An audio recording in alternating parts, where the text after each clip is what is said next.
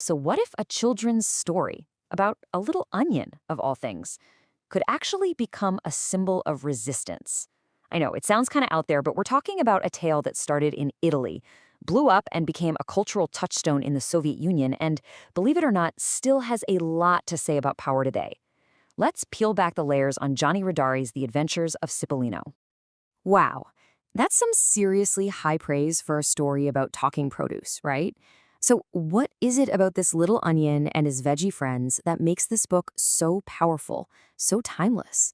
How on earth did a fairy tale about fruits and vegetables end up becoming such a sharp political satire? Okay, first things first, you have to understand the world Cipollino lives in.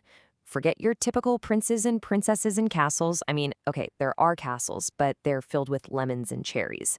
This is a whole society made up of personified fruits and vegetables, and right from the get-go, you can feel this clear, kind of crunchy class divide.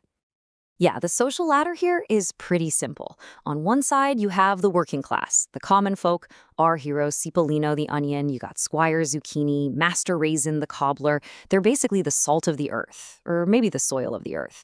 And then on the other side, you've got the spoiled aristocratic fruits, the sour Prince Lemon, the super pompous Cavalier tomato, and the filthy rich Countesses of Cherry Tree. One group does all the work, and the other group makes all the rules, and, well, this is where all the trouble starts. Every great story about rebellion needs a spark, right? A moment of injustice that just pushes people too far. Well, Cipollino gives us two absolutely brilliant ones right at the start. And these aren't some vague, abstract problems. These are personal, deeply unfair moments that set our little onion hero on his journey. The first injustice is just wonderfully absurd. So there's a big parade for Prince Lemon, and the crowd is pushing and shoving, and Cipollino's poor old dad, Papa Cipollone, gets pushed and accidentally, totally accidentally, steps on the prince's foot. And the result?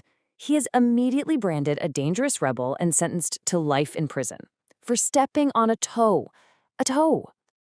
And this just perfectly captures the completely upside-down logic of this world. Papa Cipollone tells his son that in their land, going to prison has become an honor. It's a place they keep for good people who the powerful just can't stand. I mean, think about that. That's a pretty heavy, subversive idea to plant in a kid's book. And the second injustice? It hits just as hard. So you meet this character, Squire Zucchini. He has spent his entire life saving up bricks, one by one, to build this teeny tiny house that's just big enough for him to sit inside. The moment he lays the last brick, the tyrannical Cavalier tomato shows up, says the land belongs to the countesses, and kicks him out so a guard dog can live there instead. A whole lifetime of work, just gone in an instant because of some arbitrary rule. So his father's in jail, his friends are getting pushed around. What does our hero do? He doesn't grab a sword. Cipollino's power doesn't come from brute strength. It comes from something way, way cleverer. It comes from his fundamental onionness. You know, your standard fairy tale hero would just fight his way through. But Cipollino, he uses his wits. There's this great scene where the furious Cavalier tomato grabs him and pulls out a lock of his onion hair.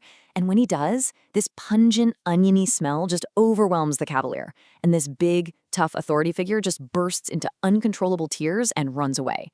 Cipollino's greatest weapon isn't a sword, it's his ability to literally make his oppressors cry. But here's the real genius of the story. The author, Rodari, isn't just showing us that power is cruel. He's showing us that it's fundamentally ridiculous. The ruling class here isn't just evil. They are pompous, they're illogical, they're profoundly silly. And that foolishness is actually the secret to defeating them. And the signs of this ridiculousness are everywhere. I mean, you have courtiers who, just to suck up to the prince, will declare that it's pouring rain while they're all staring at a sunbeam. Cavalier Tomato tries to put a tax on the weather, on fog. Duke Tangerine throws tantrums like a toddler threatening to jump off an armoire if he doesn't get his way. The people in charge here are so wrapped up in their own rules and their own sense of importance that they have totally lost touch with reality. This quote just nails it perfectly. It's from the investigator, Mr. Baby Carrot. He and his dog are found on the floor, totally lost, using a compass to try and find a bed in a bedroom. And his excuse? An investigator has to be scientific. It's just a hilarious takedown of that kind of bureaucratic nonsense where looking like you have authority is more important than just using your common sense.